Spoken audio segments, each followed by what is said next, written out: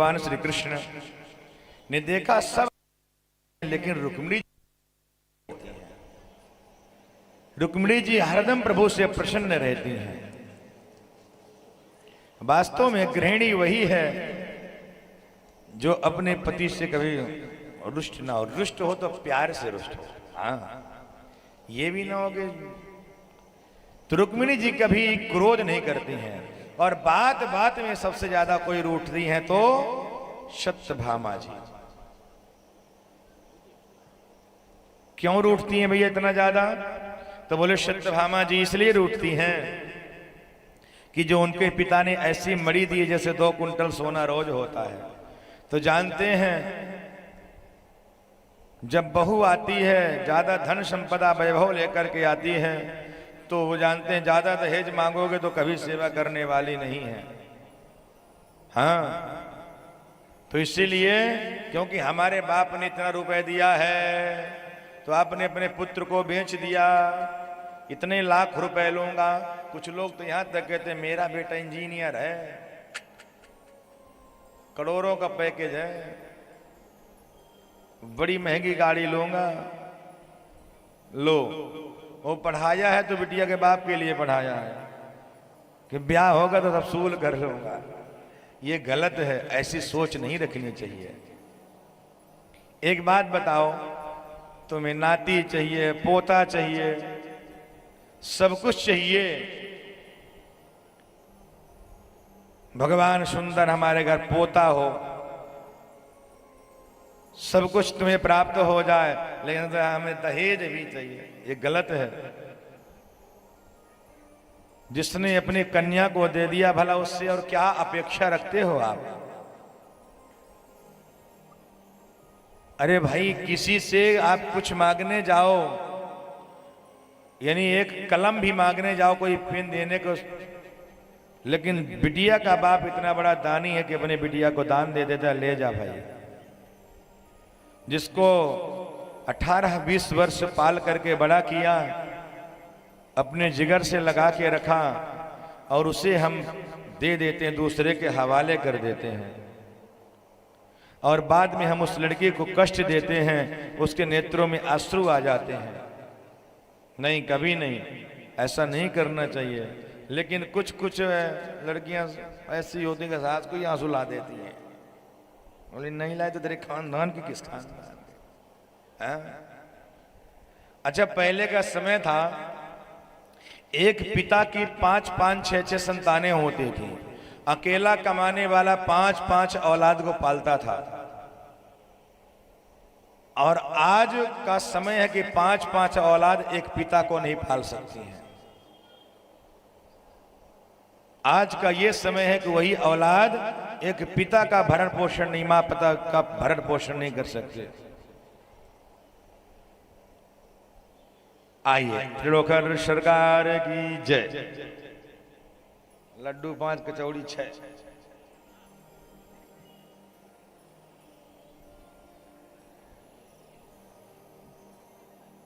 तो मेरे प्यारे, 5-5 पुत्र। अच्छा देखो, बचपन में क्या, जो छोटे रहते हैं बच्चे तो क्या कहते हैं, 2-3 भाई हो तो क्या कहते हैं, माँ मेरी है, माँ मेरी है। माँ का झगड़ा होता है कि माँ मेरी है, माँ मेरी है, बाप मेरा है। और वही जब शादी है जाएगी तो माँ तेरी है, माँ तेरी है, बाप तेरा है, ले जा सेवा का। हाँ, छोटे हैं तो माँ मेरी है, बड़े होने के बाद माँ तेरी है। धन्य क्या, जब तक स्वार्थ है, स्वार्थ लाग करहि सब प्रीति, शूर नर मुनि सब की है रीति। स्वार्थ है अपना, तो महाराज स्वार्थ के रिश्ते हैं, स्वार्थ के नाते हैं। आज ये समय है, क्या बोलना पड़ेगा? तो रुक्मिणी जी कभी क्रोध नहीं करती। एक दिन भगवान कृष्ण अपने कक्ष में जाकर के मुंह लटका लिए, और जब मुंह लटका लिए तो रुक्मिणी जी आकर के, पत्नी का धर्म है पति के चरणों की सेवा करे, पति के चरणों की सेवा करे। ये नहीं कि हम भी कमाने जाते तुम भी कमाते हो, ऐसे नहीं है कि तुम। अच्छा, लक्ष्मी जी संसार को धन देती है ना भाई, धन चाहिए तो लक्ष्मी जी की सेवा करनी पड़ेगी। नारायण की पत्नी है, लेकिन लक्ष्मी जी संसार का धन देने के बाद भी नारायण के चरण की सेवा करती है। तो कहने का भाव क्या है कि कितना आप नौकरी कर लो, कितनी बड़ी बन जाओ, लेकिन अपने सास ससुर अपने पति के चरणों की सेवा करती रहो। लेकिन आज का थोड़ा बहु कमाने लग जाए तो भूल जाती है, एक पति कमाए तो सबका भरण पोषण करे, अब पत्नी कमाने लग जाए तो थोड़ी 2-4 दिन मांगे ना, मेरे पास नहीं है जाओ, और ये पति कमाए तो सबको दे। ऐसा कभी नहीं कहना, खूब कमाओ, दोनों मिल करके कमाओ, हम ये नहीं कहते हैं, लेकिन इसका याद रखो कि हमारा सब परिवार है, हम सब के लिए बराबर करें। ये नहीं कि अपनी संपत्ति अपनी जोड़ते जाएं। किसके लिए जोड़ रहे हो, क्या करोगे? तो रुक्मिणी जी कहती हैं, प्रभु मुझसे कोई गलती हो गई क्या? बोले हाँ, आपसे बहुत बड़ी गलती हुई है। बोले क्या? बोले आपने मुझसे विवाह क्यों किया? चलो आप कहती कि मैं बहुत सुंदर हूं, बहुत सुंदर हूं, वो भी नहीं हूं, काला कलूटा हूं, कालिया नांग को नाथने गया और एक काला हो गया। चलो फिर भी सोचती हो कि बहुत तुम बलवान हो, बलवान भी नहीं हो रुक्मिणी, वो भी 5 जब संतान हो गई तब मजाक कर रहे हैं। और आज की पत्नी जो कर ऐसा बोले फिर भी तुम मुझसे क्यों विवाह किए? कि मैं तो कोई बलवान भी नहीं हूं, देखो जरासंध के डर के मारा आकर के समुद्र में द्वारिका में वास कर रहा हूं, फिर भी तुम कहोगे मैंने कर लिया। बहुत धनवान होंगे महाराज, कुछ भी नहीं है मेरे पास। तो हमारे भक्त जो होते हैं फक्कड़ होते हैं, धन चाहिए तो भोलेनाथ के पास जाओ, भोलेनाथ की आराधना करो तो भगवान शंकर जी जल्दी प्रसन्न हो जाते हैं, माया जल्दी दे देते हैं। लेकिन थोड़ी देर में रुष्ट हो जाते हैं तो ले भी लेते हैं, क्षणे रुष्टा क्षणे तुष्टा। लेकिन मेरा गोविंद एक बार प्रसन्न हो जाए तो आपका हाथ पकड़ ले तो आपकी कितनी भी गलती हो, लेकिन वो आपको छोड़ता नहीं है, कभी नहीं छोड़ेगा। तो रुक्मिणी जी के नेत्रों से अश्रु बहने लगे और मूर्छित होकर के गिर पड़ी। और भगवान ने कहा अभी कहो तो मैं तुम्हारा विवाह शिशुपाल से करा सकता। रुक्मिणी जी एक बार भी क्रोध नहीं किया और मूर्छित होकर के गिर पड़ी। भगवान कृष्ण चतुर्भुज रूप में आकर के एक हाथ से पंखा करने लगे और एक अरे मेरे प्रभु, जब आप काले हो तो आपकी इतनी दुनिया दीवानी है, यदि गोरे होते तो भगवान क्या हो जाता।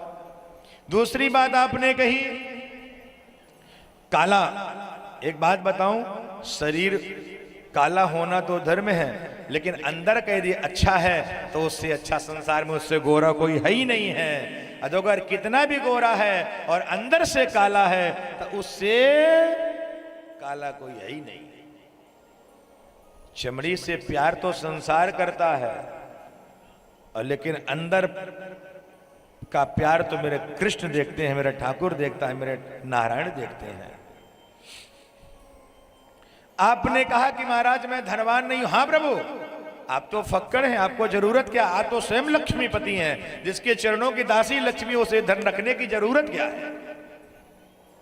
तीसरी बात आपने कही रण छोड़ू। हाँ, जहां पर काम क्रोध लोभ मोह मद मत्सर वास करते हैं वहां से आप भाग जाते हैं। तो जरासंध कितना बड़ा पापी था, आपने उसको दर्शन नहीं दिया। क्यों? कि दर्शन हो जाते तो उसका मोक्ष हो जाता। तो आप रण छोड़ के भाग करके आके द्वारिका बस गए। रुक्मिणी जी का उत्तर सुन करके भगवान कृष्ण गदगद हो गए। एक दिन नारद जी महाराज मन में विचार किए कि आज मैं झगड़ा कराऊंगा। कैसे? कि ये तो अकेले हैं, इतनी पटरानियां, जिसके पास रहेंगे उसके दूसरे के पास जाके लड़ा दूंगा कि तेरे पास तो आते ही नहीं है। कुछ लोग ऐसे होते हैं। एक बार एक व्यक्ति आया और वो भैया किसी को तो एक एक भी नसीब नहीं होती, उसको तीन तीन। अब बेचारा कभी ऑफिस के बाहर जाता तो उसके पास, कभी कहता यहां जा रहा हूं, कभी वहां जा रहा हूं। एक बार एक व्यक्ति ने जाके झगड़ा करा दिया, लड़ा दिया। अब वो तीनों आपस में इकट्ठा जब सहेलियां बन गई और देखी मेरा पति, वो कहीं मेरा पति, तो मेरा पति इतना अच्छा है, मेरा पति इतना अच्छा है। अच्छा, देवियां अपने पतियों को बड़ी तारीफ करती हैं। जैसे अपने ससुराल में अपने माता पिता की बुराई नहीं सुन सकती हैं, वैसे मायके में अपने पति की बुराई नहीं सुन सकती हैं। हाँ, आप ससुराल में सब कुछ कह लो उनको, एक रोटी कम दो, वस्त्र कम दो, चलेगा। यदि आपने माता पिता की बुराई कर दी तो फिर नहीं, फिर वो बर्दाश्त नहीं है। अपने माँ बाप की बुराई माताएं नहीं सुन सकती। एक बात और निवेदन करूं, मायके से रिश्ता तब तक होता है जब तक माँ बाप जिंदा है।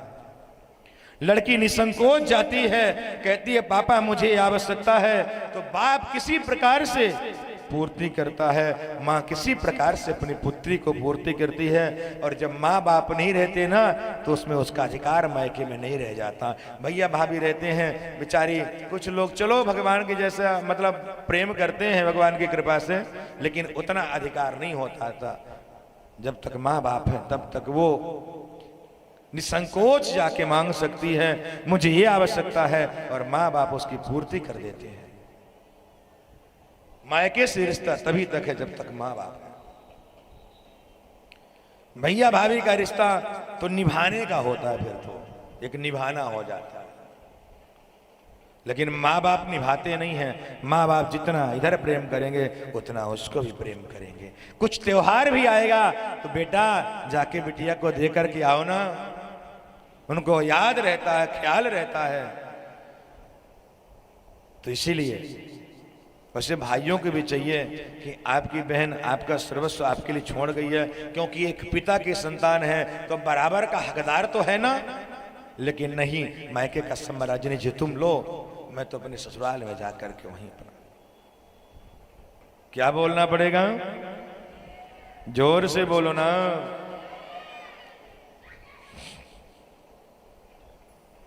और सबसे ज्यादा रूठती हैं तो सत्यभामा जी। एक दिन सत्यभामा